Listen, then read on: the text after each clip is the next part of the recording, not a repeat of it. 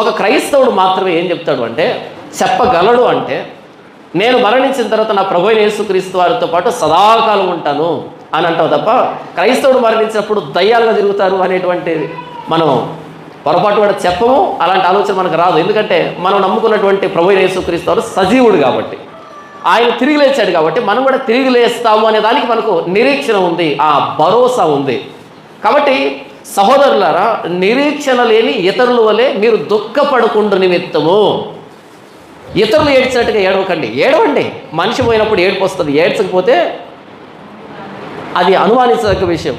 ఎన్నో జ్ఞాపకాలు ఉంటాయి కదా, ఆ జ్ఞాపకాలన్నింటినీ మనం తలపోసుకుంటున్నప్పుడు ఏడుపు వస్తుంది కదా. ఖచ్చితంగా ఏడ్చడం తప్పు కాదు, ఏడ్చడం పాపం కాదు. అయితే ఇతరులు ఏడ్చినట్టుగా, నిరీక్షణ లేని వాళ్ళు ఏడ్చినట్టుగా ఏడవడం ముమ్మాటికి తప్పే.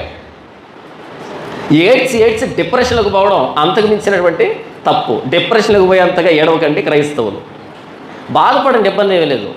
కానీ డిప్రెషన్లకు వెళ్ళిపోయి నేను బ్రతకలేను అనేటట్టుగా ఏడవకండి, ఏడవకూడదు. ఎందుకంటే మన ప్రభు అయిన యేసుక్రీస్తు వారు సజీవుడైతే మరణించిన నేను ఆయనతో పాటు సదాకాలం ఉంటాను, మీరు మరణిస్తే నా దగ్గరికి వస్తారు కదా. మనం మరణించినప్పుడు అక్కడ కలుసుకుంటాం ప్రభు సన్నిధిలో.